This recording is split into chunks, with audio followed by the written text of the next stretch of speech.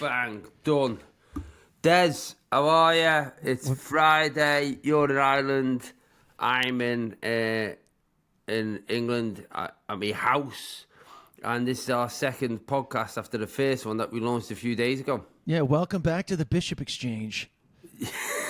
What's crazy is like our lives just like completely different. Like a couple of days ago, we're sitting in my gaff in New York, like relaxing, having a chat together. Now we're both jet lagged in different countries. Yeah, I mean, I flew in this morning, and honestly, like obviously, people who've done the Transatlantic flight, and it's the idea is you fly overnight and then you sleep and then you get up here.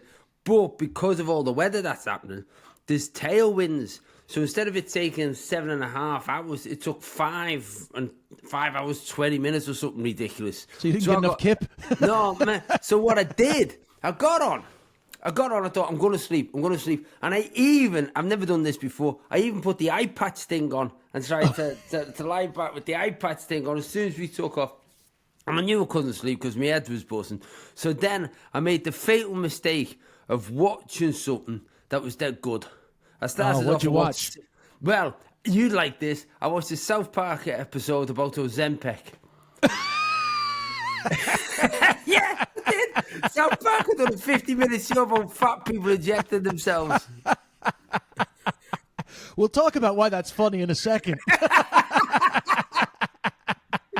So I watched that, and then I watched something, and I can't remember the title of it, but Bradley might have to find it out. It's a Paramount show with Miles Teller in it, and it's about the making of Godfather, the movie. Oh, wow. And Godfather, the movie, the best movie ever, and it's all about that. It's brilliant, really good. You know what check shocked how me? real it is. I didn't watch it, but what shocked me about that is how much Coppola had to like liaise with the Colombo crime family. Like I really didn't know that there was that much mafia pressure. So have you seen this? Or maybe I don't know, clips. It's literally clips came up on my TikTok for a while. Bradley, can you check what it's called? Yeah, The Offer. Oh, The Offer. Yeah. The Offer. I'm going to meet you. Of course, The Offer. I'm going to meet you in an offer. Yeah. So that's what shocked me about it. Mario Puzo, he's an author. He writes this. He's a struggling author. His wife says, like, write what you know. You're an Italian American, grew up in New York. Write your life. So he does this fictional story about this Godfather family. But then it it flies off, goes crazy popular. And then there's these Italian American organizations that are basically corralled by the Mafia to say, look, we don't want this story out there, so we're going to present it as negative to Italian Americans. So then they have to start. Then Paramount have got the movie for it, and then the movie's getting written, and Miles Teller is playing this producer who's trying to get the movie off the ground, and then the Mafia start sending. They put a dead rat in one of the executives' beds. They shoot out the back windows of the producer's car. So I want to check how much of this is real. But then he has to go and meet the Mafia and go, listen, this is going to be a positive. You like this film. This is going to be pro-Mafia propaganda. You're going to like it. Yeah, the murder's going to look really, like, rational. You're going to, there's a line in it.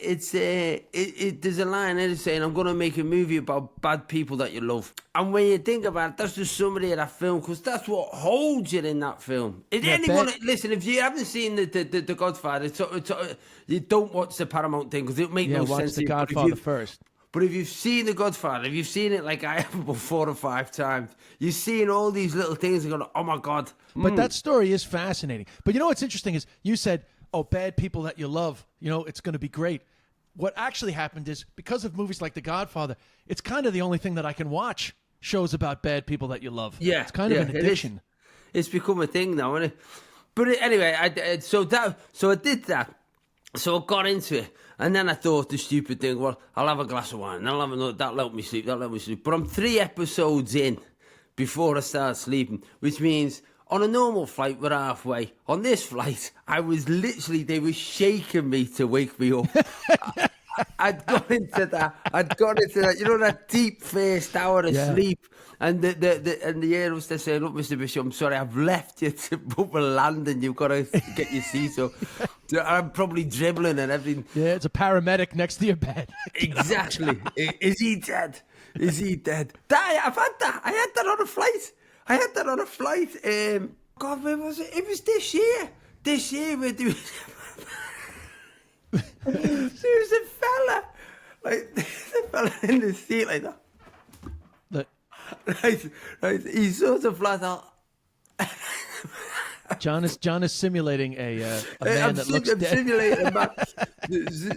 I'm simulating a man who's lying about with his mouth open asleep, and the woman sat next to him. It was like that, and we're coming into land, and she's looking, and she called the air hostess over, and the air hostess looked and goes, "Excuse me, sir. Nothing. Oh my God. She went, oh my God. So then she went and got the senior air hostess. So they're still coming into land. And then this woman's like that. And she went, nothing.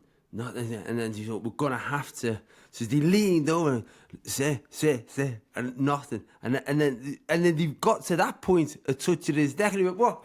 Everyone went, ah! Oh God, where was that? That was this summer.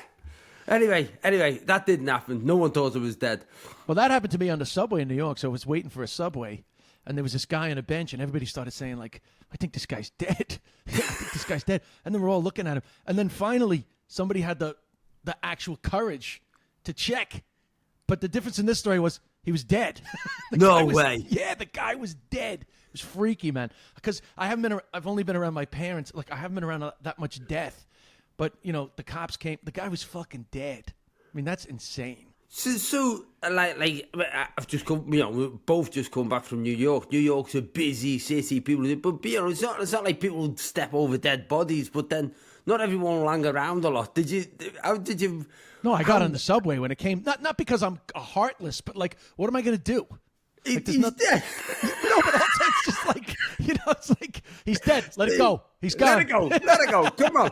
No, I don't mean it in a cold way, but just like a stranger is dead, what can you do? and there's nothing I can do. I'm not an expert in the admin of random death in public places. But what I mean, you saw that you were there when people were going to check, and then no, yeah, I was there early. Actually, I was there like one of the first 3 people, being like, "Yeah, man, I think you know, like it's kind of a weird situation because you also don't want to be a busybody. You know what I mean?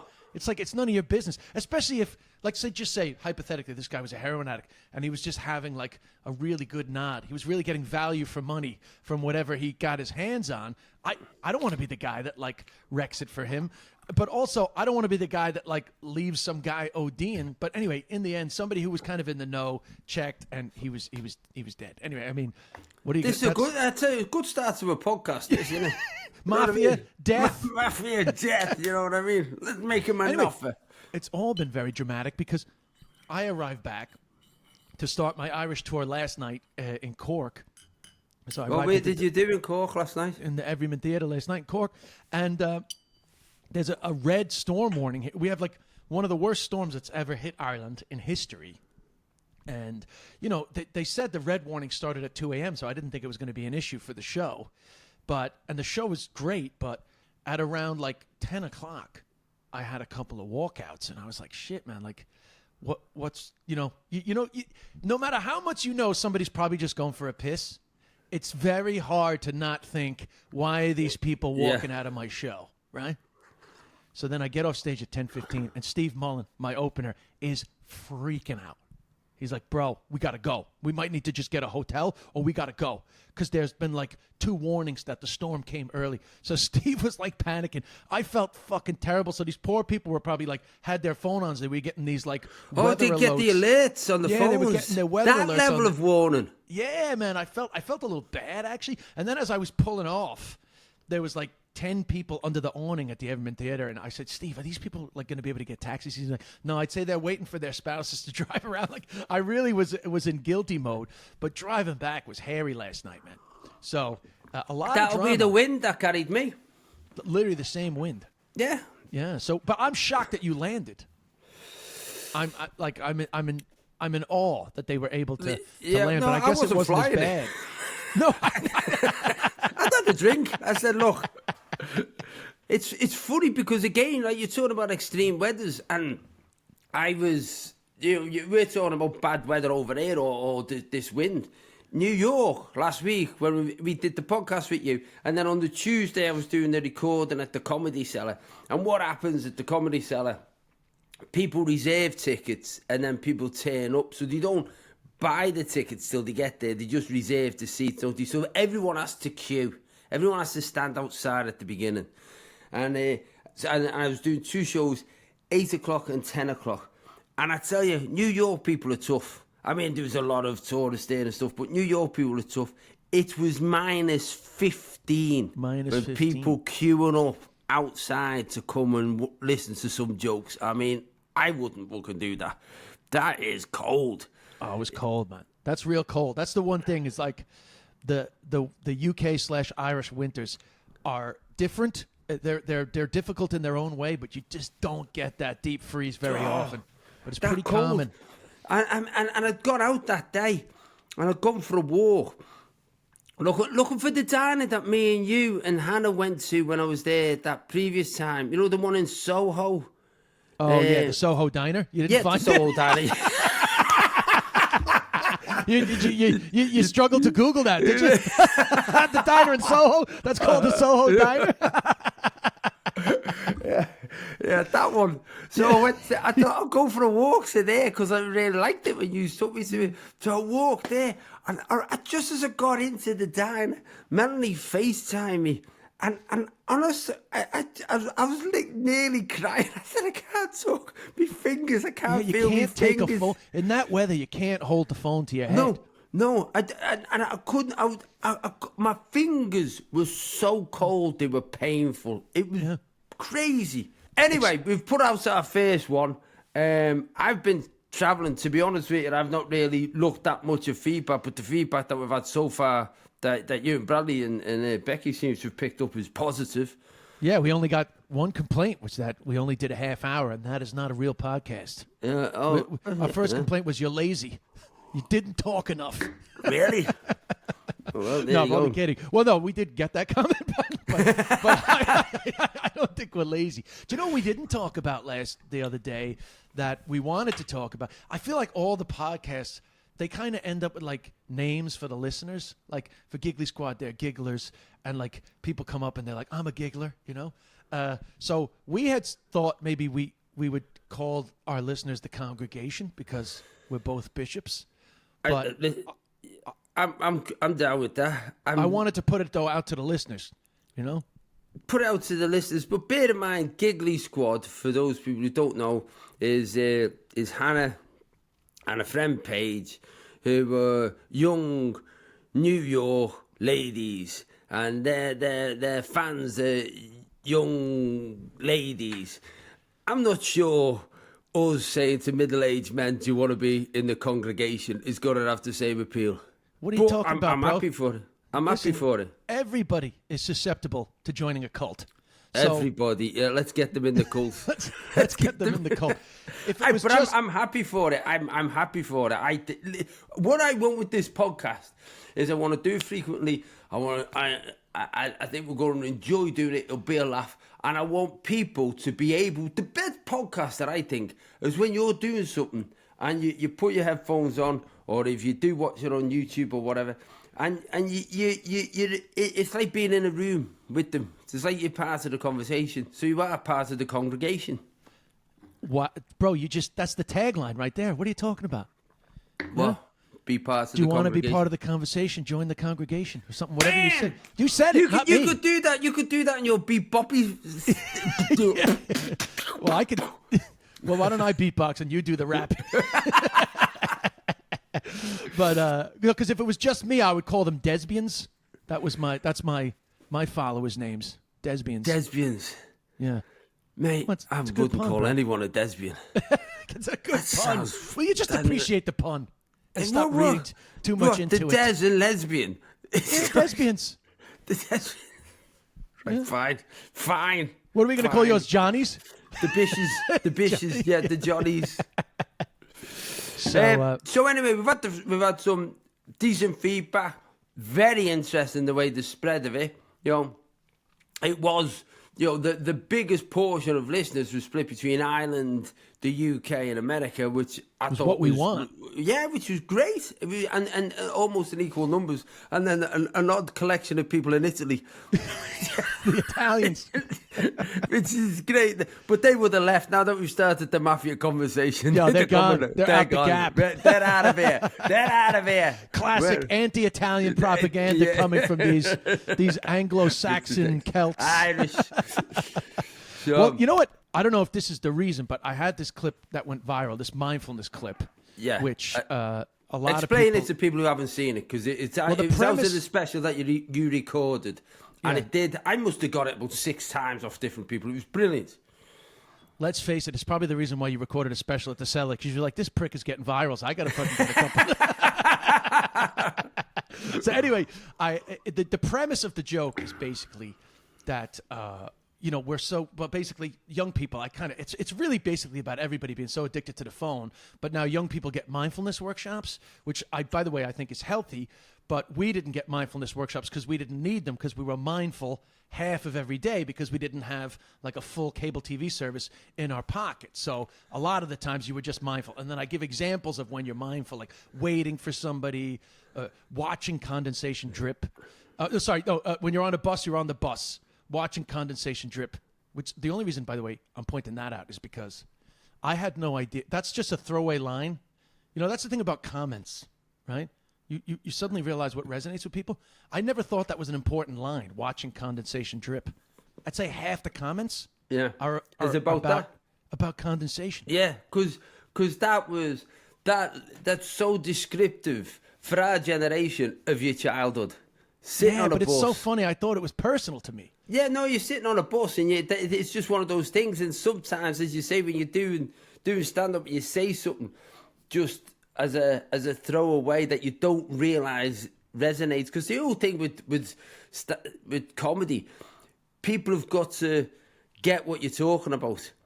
And that's just a brilliant example of somebody saying something that you haven't thought about it until somebody said it to you, and then immediately you see it. Yeah, and it's crazy because there was so many funny comments. Because like I'm always saying to Hannah, don't read the comments, but it's really a double-edged sword, the comments, because sometimes there's so much toxicity in the comments, but sometimes people are so funny in the comments. So 2 of the things that like absolutely made me howl, and they were like things I didn't think about my own joke. One was somebody was like, "Oh my God, you're taking me back.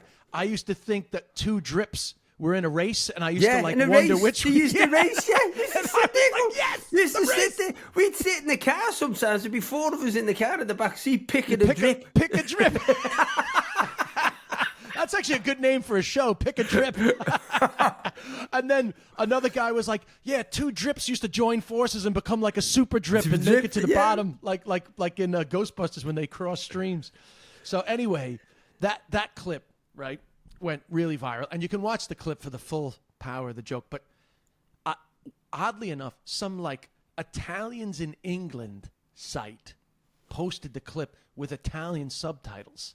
And it went crazy viral in amongst Italians. So it got like millions of views, and suddenly I'm getting all these comments, like whatever. I don't speak Italian, but it was just like, bravo, forza. I don't know what they were saying. Does Hannah or Hannah's family speak Italian?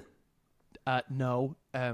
So Hannah's great-grandparents came to America. Hannah still has pretty like decently close cousins in Sicily that they keep in touch with. Hannah's mom. Listen, again, we were talking about the Godfather. Your wedding for me was exactly what I want a New York wedding to be. It was an Irish American marrying an Italian American. It had it all. Well, that's the joke. I have a joke in my show because I once said the word guinea on stage, and like somebody accused me of that was inappropriate. They were like, you can't say the G word, and that's fine. I afterwards I looked it up actually, and the history of the G word is actually pretty bad. But anyway, I would in the joke I say, hey, listen, leave it alone. I grew up in an Italian American, Irish American neighborhood. We grew up hating each other. They called us mix. We called them guineas. We hated each other. Then we married each other, and everybody laughs because it's so true. The Italians and the Irish, it's a love-hate. But of course, I'm talking about my own life. But Hannah's only half. She's half. Okay. She's half a G. So you think that's where our Italian followers have come from? Who knows? I don't know if that's true, but it's an odd anomaly. But you could also have there could be the Italian Liverpool supporter John Bishop fan club. There could be that one bloke driving a van in Tuscany. Yeah. So listen, let's go through what we've been up to. Oh well, yeah. So you're in Ireland for 7 weeks. Yeah, can I tell you a funny story about what happened last night? You know the way sometimes you're hanging out with a comic and just an immediately funny thing happens accidentally. So me and Steve Mullen were driving down to Cork, my opener, and we were joking about maybe Hannah and I having a kid. And he actually had, so I tore my ACL last year, but he's also had some knee issues. And we were joking about how actually when your knee is messed up, sex is kind of difficult at times, And I was like, yeah, when you have to put a knee brace on to make a baby, it's probably a sign you're too old to be having babies. It's like, hold on, I got to wrap up my knee, honey, before we try to make a child. It's like, what am I going to do when I need to pick the fucking thing up? What are you going to do? Genetically, that will be passed on to the child. The child will come out with a limp. Yeah. if that's how genetics worked, I would be worried, yeah. So, but are you, so really, is that, are you seriously going for it, or is that a thing to discuss here? Not a statement, because especially with the Hannah people, they're always like, "Oh, Des and Hannah are trying to have a kid," but we talk about it, right? So it's like a real, it's like a real thing. She's a comic, so she has to figure out, when's the ideal time to stop touring. The women have to. Yeah, but that's the other thing as well, that people within the UK and Ireland. So you went to your gig last night. You drove and you drove back. In the States, it's on planes. Yeah. The amount of travel, we experienced it, me and Bradley, when we were doing a little bit in the summer, just going round. You're waking up in Denver, and then your next gig's in San Francisco that night. It's constant. Wow. That's why all the American comics had all that flying material, and then that was considered hack or overly done. The problem is that that's what you're experiencing. Yeah, it's your life. Because in Ireland, a lot of times I end up doing some joke about the motorway or something on the way to the gig. Something pops into my head on the way down. But that's what happened with the American comics. They're thinking about something that happened on a flight. I tell you the other thing that was noticeable is particularly this time. Because prior to doing the recordings, I was doing loads of club gigs, so I was in the clubs, I was watching other comics. And then that's different than what you get in England. In England, people would go is anybody, I don't know, when you're asking an audience, is anyone this or is anyone that? In America, it's is anyone in therapy? Yes, a lot of that. A lot of that. Hey, is anyone in therapy? You get people going, yeah, I'm in therapy. You go, oh, great, how long have you been seeing your therapist? Yeah. I've been seeing my therapist. I'm like, fuck up, man, you do that in Cork. You do that in Newcastle. Yeah, exactly. Anyone in therapy. I mean, part of it's healthy, but part of it's really just a cultural difference. Though, yeah. But there is a lot of that, I would say, sometimes people ask me, what's the difference between the scenes? There's many, but in the UK, a lot of comics will do class jokes, oh, posh guy, working class guy. Yeah. In the States, a lot of the therapy stuff, race, race those are the things really, you see a lot more. So there are some staples. And also, I'll tell you the other thing. In the UK, there's always that little bit. It's the same in Ireland where, if you're successful, then you're getting too full of yourself. Mm-hmm. And people want, and that's because of our class system as well. In America, if you're successful, they encourage success.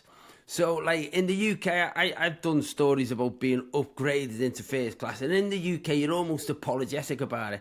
I did it over there. I mentioned being upgraded into first class. And they go, oh, you got this. You deserve this. You the man. Get up there, brother. I'm like, what? Well, I used to do a joke about when I was in Australia. I was in Australia with Jason Byrne, right? So yeah. I used to do a joke about we rent a convertible when we're in Australia. Because in Australia you can have a convertible, whereas in Ireland you can't have a convertible, not just because it's probably going to rain, but also because when you stop at a red light, an Irish person will be like, nice convertible. Wanker. Simulating like a spitting sound, you know. So, but anyway, I think actually that they have that in the States too. I think just people are just a little more openly encouraging in the States. Yeah. But I actually, honestly, when I'm in the States, I miss the cynicism of this side of the Atlantic. They're overly earnest there, and it drives me mental. Yeah, that kind of, hey, got you, buddy. Hannah and I had a funny one recently, cultural difference. You know, because she's always making fun of saying Irish guys are like not good with the affection. The last time I was back here for like 2.5 weeks. And like after a week and a half, she was like, oh, you've been gone too long. You can't do too long. I miss you too much. And I said, Hannah, you need to compartmentalize. What's that mean? You know, like just, you have to just emotionally separate yourself from this situation. Like, survival stuff. Listen, again, for yous, because of the life that you have, the one thing that would change all of that is if you have kids. Well, I was going to ask you. What is one thing, and not in the comedy context, because I know you weren't a comedian when you had kids. What was the one thing you wish you knew before you started? I know that's a big question. I would stand back and I would first of all, I didn't know I was going to be a comedian.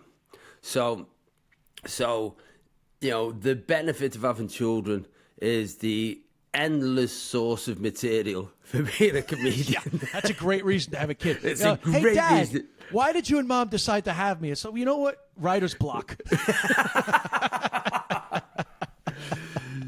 Because kids are funny and it's relatable and all that stuff. But the one thing I will say about having a kid, you don't know until you've got a kid, and it's very difficult to even get your head around, is that whoever you are, as soon as you have a kid, you are not the most important person in your life ever again. Ever again. You wake up every day. I mean, like my kids now are 30, 28, 26. They're men. But you want, particularly when they're young as well, when kids are kids and you do actually like them. That's when. They're cuddly and all that stuff. But the love, there's an emotional love, but it's priority. Everything that you do is prioritized towards what works with the kids, what's right with the kids, what works with the kids, what's good for the kids. And so the freedom, like you're in Ireland for 7 weeks, you would never do that when you got a kid. Never. And it so suddenly changes everything, which is why when people are making the decision to do it, you've got to go, right, how much of this life that I live, and particularly, I've been so jealous of you most of our friendship because you've been able to do literally anything you want whenever you want, and that all of a sudden goes out the window. In fact, you didn't get. How old were you when you got married? 37. What, when I got married 2 years ago? Yeah, 2 years ago. How old are you now? 40. I was 47. 47, yeah, sorry, 47. See, that's what I mean. 47. To hold out to the age of 47 before you make a commitment to one person. And then you're thinking of making a commitment to another one that's going to outlive you. Right. This is the problem. All my married friends with kids for years have been like, oh, we wish we had your life. But now their kids are going to be grown, and they're going to be like, sucker. Sucker, you done. You're done. Yeah. You had it all. Well, look at you limping behind this 3-year-old kid running around. Yeah. So listen. Stephen Mullen gave me good advice one time, because I was saying, like, Steve, this was like in the early days. It was kind of like a running gag with me and Hannah early on that, like, she wanted to have a kid, but, like, I was wiser and realized that, like, the life cheat code, we could just not have them. But it was like a gag. It wasn't real, because I actually want to have a kid. So all that's just joking around, right? But I was saying to Steve Mullen, we were in Edinburgh, actually, I said, Steve, the problem is that, like, I've seen my friends raising their kids, like, they're so annoying. And Steve said, no, kids are like farts. You love to smell your own ones, but other people's farts still stink. No, it's not even like that. Imagine a fart you can't walk away from. Do you know what I mean? Wherever you go, it's fucking, you're still there. Parenting. Imagine a fart you can't walk away from. Well, so anyway. Let's see how you go. And that'll all be charted on the Bishop Exchange. That journey will all be Do charted. you think so? I'm going to be talking about your sex life. No, on the Bishop not Exchange. all the time, John. You know, you don't have to be so negative about real life just happening on the microphone. No, I like the idea in real life, but you don't have to suddenly become soft in the voice when you say it. I always do. That's real life.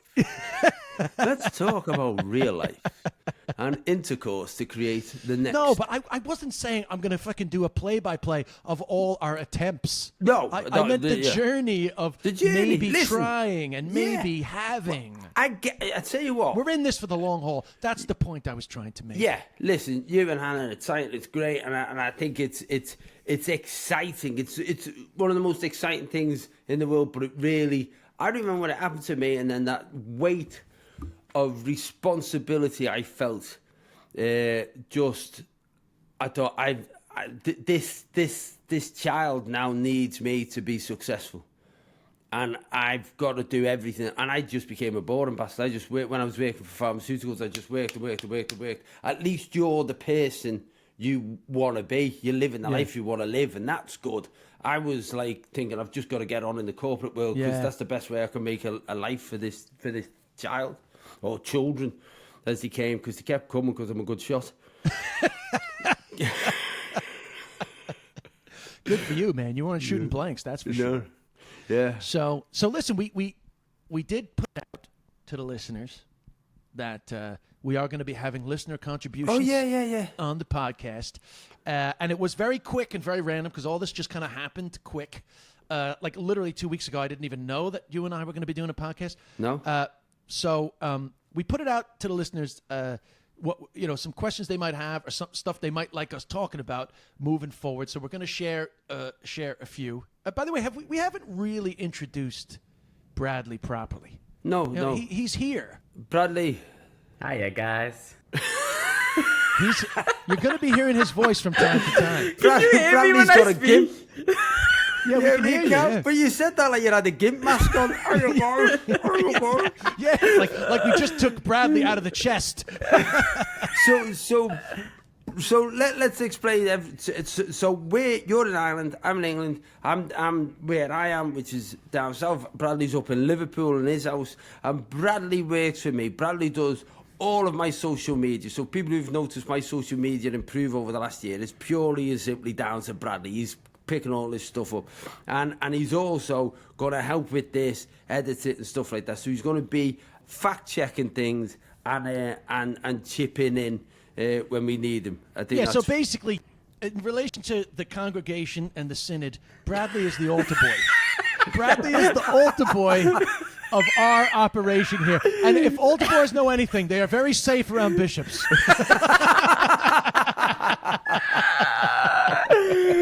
So welcome, Bradley. Thank you very much. Welcome, Bradley. Happy to be here. Yeah. So and when we ask people to send questions in, they might be for us or they might be for Bradley. You'll be the voice of reason. Maybe I should get a better microphone. I think you should get a better microphone, Bradley. Yeah, one that doesn't make it sound like you got a ball in your mouth.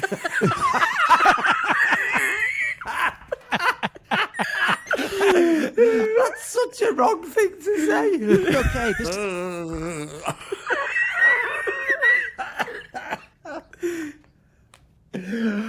So why don't we? Let's get on to these voice notes. Yeah. So go on. You introduce the concept because it's your big thing. You're putting it on me. Your thing. It is your thing. Like you said, the things that you like. I'll be honest with you because the way you've done these things before.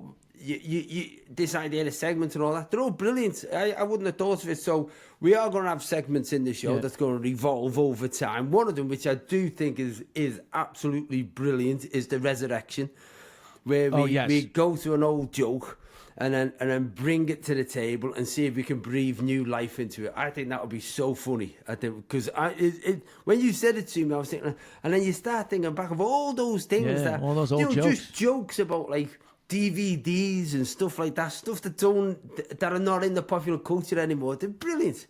And by the way, to the listener, you can also message in about that because obviously some of these people have been with us since the beginning of our careers, and every now and then I would literally have people come up to me and like say a joke. They're like, "Oh, I love that bit that you did," and I'll be like, "Wow, I 100% completely forgot about that bit, and it used to be like my closer." You know what I mean? Stuff like that can happen. Oh yeah, people remember the stuff that because you turn on material that fast. I remember someone coming up to me in London, and he was like a super fan, and he went, mate, I can't believe I've met you. He said, I'm such a fan. He said, I love all your stuff. I've been to see you a number of times. He said, it's great. Can we have a photograph? He said, honestly, our family, every year, we repeat that material that you did. You know about that thing where you're traveling and then the bags come out and you only get a handle. And I went, that's Rod Gilbert. And I thought, that's Rod Gilbert's material. But this man had poured so much love into me for 5 minutes. I went, oh yeah, it's great, isn't it? I love saying that as well. My God. I left him with the idea that I was Rod Gilbert. So Brad, let's so basically we took the idea from Burn a Phone where we would have the listeners contribute, but we particularly wanted the listeners to feel involved in the beginning of the podcast. So Brad, if you could play something from the listeners this week to begin our new part of the podcast. What are we going to call this? The Confessional. John, brilliant. Jesus, that is brilliant. That just came off the top of your head. Just come right? in. That's the fucking magic. That's the magic, man. This is collaboration. Stand-ups are too individualistic. This is You know what this is? This is the power of the Holy Spirit. That's what this is. This is it. This week on our confessionals, Bradley's going to play. So Bradley, let us hear something. I'll tell you what. We could have another thing. This is. What is it when you go to a priest and ask for absolution? Absolution or something like that. And because what we can do is we can have a confessional bit where people phone up and do confess something. Oh, but then you have to disguise their voice. Oh yeah, no, then we don't want to do it. You go, yeah, I did kill her. I'm sorry. Hello, I did kill her. Sorry. We finally got the Zodiac Killer because he was a fan of the Bishop Exchange. So all right, Bradley, let's get some contributions. Hey, this is Bridget from Long Island. So my question, by the way, love the fucking first episode. It was awesome. I got to meet John right before the 8 p.m. show on that freezing fucking cold day in New York. And you guys were so fucking patient with me while I was fangirling. So what I wanted to know is, what is the strangest fucking fan encounter you've ever had? Besides me, of course. Anyway, you guys did a great job. Can't wait to hear future episodes. Bye. Wow. I love Bridget. Fucking Bridget. I mean, what I love about Bridget is I say fuck a lot, and obviously in Ireland it's not a big deal because Irish people say fuck a lot. Yeah. But what people don't realize is she grew up in Long Island, which is very near where I grew up, and she basically sounds exactly like my mother. People don't realize that we say fuck a lot here too. So people always go to me, oh, you don't need fuck. It shows you have a limited vocabulary. And I say, no, it shows that this is the way that I talk. And really what it proves is you have a limited vocabulary because I say fuck and you don't. You're the only one that's... But it's also one of those things as comedians as well. We've had people say that to me, why they share so much on stage. And I've said, look, at times it's like a punctuation. It's a holding word while you're thinking of the next bit. I think Aiden said, or maybe he heard somebody say it, my brother Aiden, he said that in Ireland, fuck is yeah. So the question was, what's the strangest thing that's anyone... The craziest fan experience you ever had? Craziest fan... I'll tell you the craziest fan experience that I had, or one of them that immediately comes to mind. I did Doctor Who. And so I spent a year doing Doctor Who. It was a pleasure to do it. It was fantastic, but you're acting in it. It was sort of also during the COVID time, so you weren't interacting a lot with the actors. And the Carvanista, I was Dan. That was my character, and I became friends with this alien. We formed an alliance, and the alien was Carvanista, but Carvanistas are just giant dogs, right? They're big giant dogs, and the actor Craig, who was doing it, brilliant actor, 6'4". He was in makeup for 4 hours before we did any scenes, so all the nuance on his face moved like a dog. It was brilliant the way that he did it, but I didn't meet him, right? as normal Craig very often because we were all separated because of COVID. So we had this real odd experience for a few weeks where we were acting against each other. And I only ever see him dressed as a dog. And we're, offset, we're having a chat about football and stuff like that. But he's just a giant dog. He's a dog. Fine. That's great. And it becomes very, very popular, this character things. Then what happens? There's all of these Doctor Who fans get into this fan art. And they start coming up with these things about me, my character and Calvinista being more than friends. You know what I mean? So, and then all of a sudden, someone sends me this photograph of basically me naked lying back with a dog shagging me and saying, "This is how I see you." And I'm thinking, this is weird, man. This is like I'm getting shafted. I'm having sex with a giant dog who's actually a bloke that I quite like.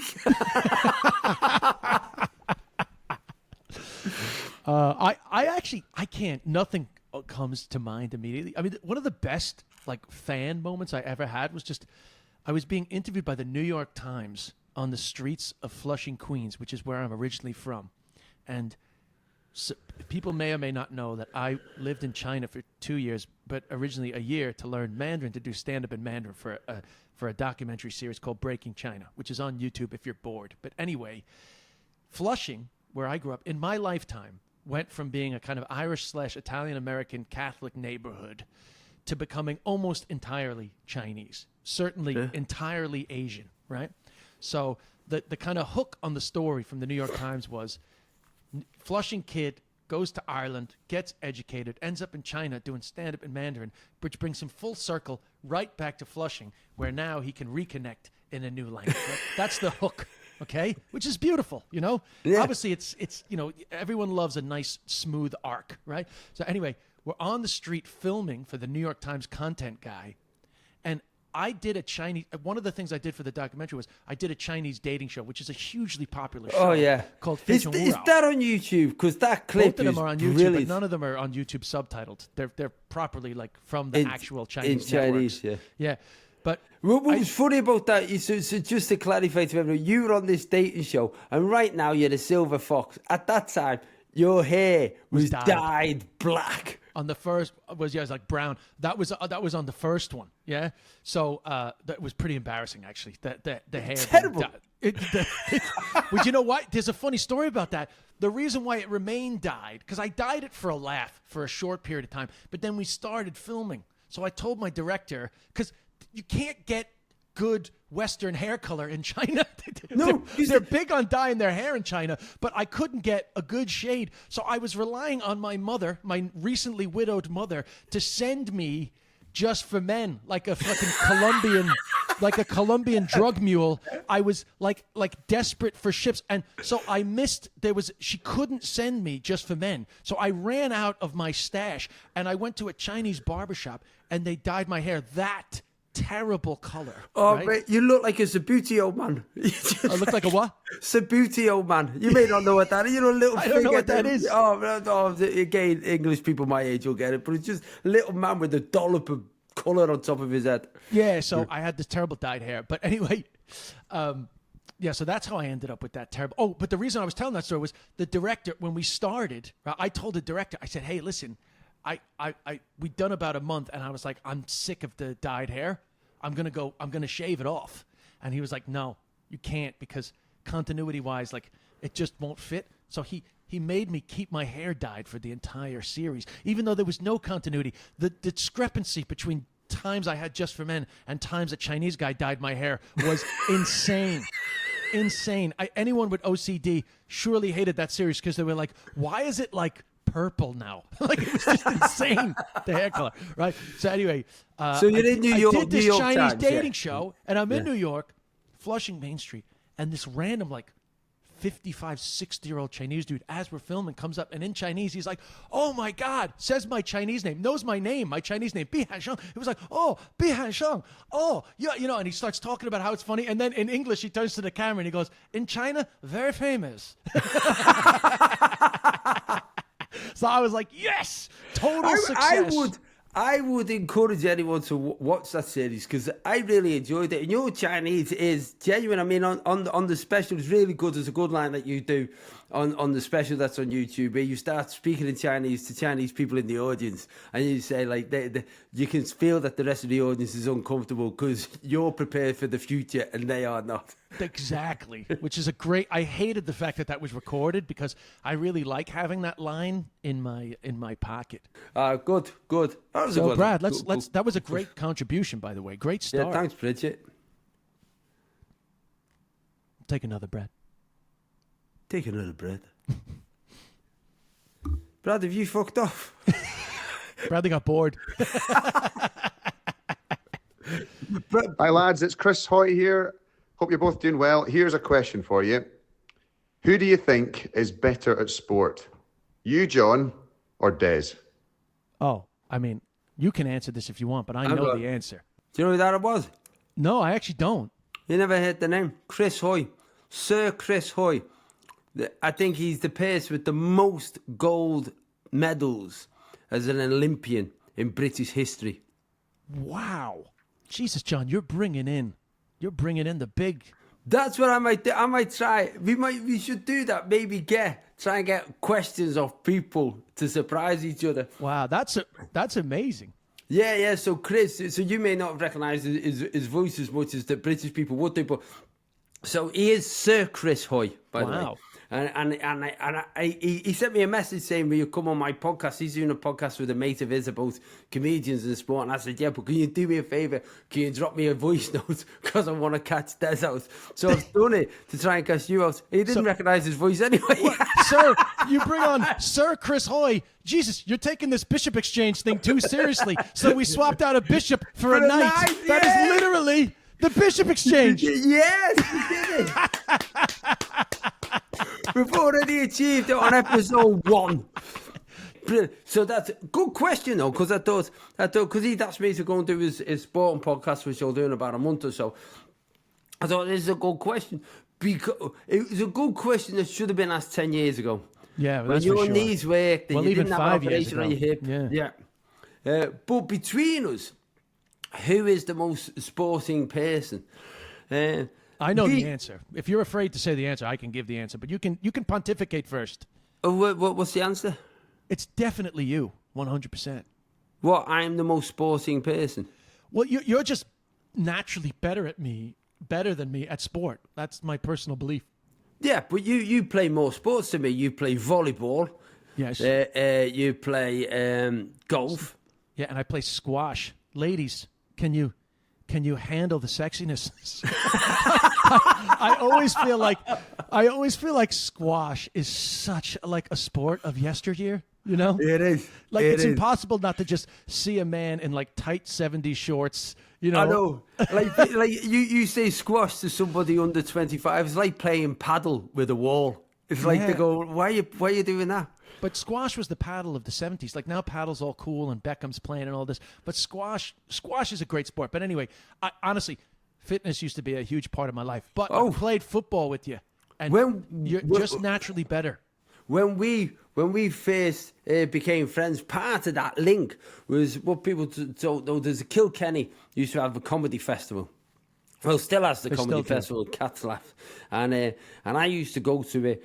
And the Cats Laugh Festival would be huge, and it'd have a mixture of international comedians and Irish comedians. And then every Sunday there'd be a game. At the end of the festival, there'd be a game each year between Ireland against the rest of the world. That's right. And I remember turning up thinking, someone said there's going to be, I thought it was like a 5-a-side. I thought, it would be a bit of a laugh. And the thing is with the rest of the world is primarily made up of American comedians who'd never even seen football, didn't know what soccer was, and you're getting these people who just you'd have to say to him before, you cannot use your hands. You have to kick the ball. Guys like Jeremy Hotz and people that people probably don't know, but just guys that had no idea what was going on, right? But also, there's thousands of people there. This is what people need to know. That's what they need to know. So I turn up and I think there's going to be a game. You turn the Village is walking towards the football pitch. You just, how do you think you get there? They're like standing 5 deep around this pitch. Like there's like a hanging going to happen in medieval times. It is crazy. And Carl Spain then used to get on the microphone. He was a brilliant Irish comedian. Get on and commentate the game, which was hilarious. But what used to happen is we would end up on the rest of the world side. Yeah, and this is the thing. Is like people are always like, "Oh, you're so competitive, Des." But they gave me the rest of the world. But I was the only one that had to live with these Irish comics for the rest of the year. All ye were fucking off. Whereas I had pride or not. It mattered to me. Did it matter to you? Come on. I'm going, there's just a little kick about Carl Spain's commentating. We've got Adam Hill's in goal. He's only got one foot. One leg. One leg. I want one-legged Adam to be a goddamn champion. He was brilliant. I tell you, having Adam Hills in goal with his 1 foot was great, because I remember one year there was no cup and he took his foot off and that became the trophy. I really remember we won. And we were that's right, we were holding up Adam's foot. Oh, and my he's God. hopping behind us going, give me my foot back. We were drinking out of Adam's foot. Drinking champagne out of Adam's foot. I have to tell you. Yeah, bacteria just really just brings the champagne to life. So that they were great memories, man. Our sporting alliance came with those football matches. But you were great though. See, that's the thing, is you were so good. You were just such a solid. You were like a Roy Keane in the midfield, just like driving it all. Because I was not a good footballer, but I was just like a presence at the back. But anyway, all that stuff was so fun. But in fairness, fitness has always been a big part of our friendship. I remember when I was training for the marathon in 2019, you and Jason kept making fun of me. It's like, oh, you're running a marathon, like it's as if that's all I ever went on about. But I wish we could go back to those days now. Yeah, but now, and then you marry somebody who was nearly a pro tennis player. Yeah, and that's actually one of our bonds, was that, because I actually love watching tennis. So one of the things that like immediately was like, wow, we can literally talk about sport. That's like, that's unicorn. That's unicorn shit. Yeah. But here's how our relationship evolved. We used to talk about sport and play sport, and then we ended up talking about, like, is liposuction an option for us? Like, let's be honest. We did once have a discussion after what's his name, Paul Theroux, you watched some documentary and he went to Thailand and got liposuction. No, who was it? No, Louis Theroux, I think. Never went and got it, but went and saw what it was all about. Yeah. So it was Louis Theroux, and then we literally were like, you were saying. You were saying, when I get there, I'm just going to do it. I'm just going to do it. I'm thinking of doing it because all the marathon running's hard work now. I can just get rid of all of this. And now, obviously, you don't have to. You just have an injection like everybody else. So let's do one more clip and then... It's one more clip, Brad. Hi, this is Johnny Walker, coming from Australia. Real name, comedic parents. Anyway, what is the one thing that you both were surprised about on visiting each other's country the last time you were there, and did it change your view on the country and the people? Thanks. Wow, that's a deep question. But I love we've covered the whole world here. That's brilliant. That is brilliant. We've had an American, UK based question, one from Australia, but also Johnny Walker. What a great name! What a great name! What a great name, as you said. Comedic our first sponsor of the podcast. Today's episode. So, well, obviously, much more of a question for you than for me. Yeah, because yours is come a more recent experience. When did you last visit the UK? Not that long ago. I did a show at the Leicester Square Theatre in London in November. Yeah, and what was your view of the UK being now an American-based person rather than an American living in Ireland coming to the UK? Did it's it hard make to say because I spent a lot of time. I literally had a flat in Hackney for years. So like I've spent a lot of time there, and on that trip particularly, it was such a quick in and out.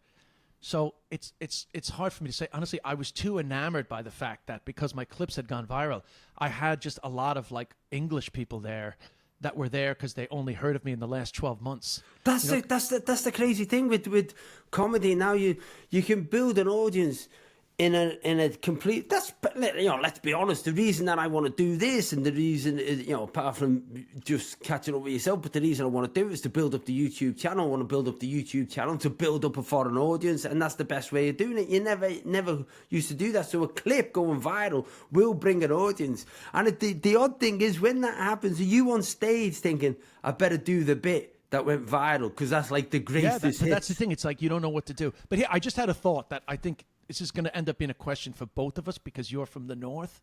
But when I first started going to London as an adult, right? And after living in Ireland, and this is not to say that British people aren't warm, but Irish people really go out of their way to make sure that you know that they like you and you're comfortable. And it's just the Irish way, right? Yeah. The Céad Míle Fáilte, the Irish welcome. And there's a weird familiarity with Irish people that happens very fast. Right? So you hardly know the people, but you feel like you've known them forever. And when I first went to London, that's just not the general vibe. No. And it really took me a long time to know that they didn't hate me. They were just being themselves. I did struggle with that transition a little bit. And I'm wondering, did you also, as a northerner heading down to King's Landing? Well, it's funny because when I started comedy, it was in the north, but I was working for a pharmaceutical company that was in the south. And so I kind of knew that there was this sort of slight cultural difference. But I found, listen, it's difference. I've moved down south now, and we live out in the countryside. So it's not like in London. I don't live in London. I live out in the countryside, and everyone around is friendly. But then, I'm a bit more recognisable, so it might be a little bit of that. But what I found when I started doing comedy and going down south, everyone always asks you, a joke's different anywhere else. I honestly think funny is funny. I think, you have local references. You can talk about the local shop or something like that. But ultimately, if people who come to comedy shows have come because they do want to laugh, and you've got to give them the opportunity to laugh. And funny is funny. It doesn't necessarily massively differ. But what I did find on this trip, coming back to Johnny's question, going back to America this time, when you're talking about the friendliness of the Irish, and there's a friendliness in Americans. There's me and Bradley, when we were on tour in the States this year, we kept on going, hey, I got you, buddy. I got you, buddy. Hey, buddy. There's always that, hey, buddy. There's that kind of friendliness. But going into the comedy clubs, doing the comedy circuit in America, you walk in, they don't know who you are. Comedians don't immediately go, hey, so are you on the lineup? What's your name? You just walk in, and then there's people sat there. There's other people who've known each other for years. And the first few times I was going over doing these clubs in the States, literally no one was talking to me. There'd be a few friendly ones, like Lenny and Rich and people like that. They'd sort of say hello to you. But you had to go on the stage first and win them over. And then when you come off the stage and they knew that you could do the job, then they kind of be friendly with you. It's a weird, and I said that to you. I remember going like, fuck man, like these, you go into the comedy store in London, and if you're an open spot and you act, some of the established acts are not that over friendly with you, but everyone sort of says hello. Yeah. You can go into the Comedy Cellar in New York. You can be sat waiting to go on, and no one spoke to you.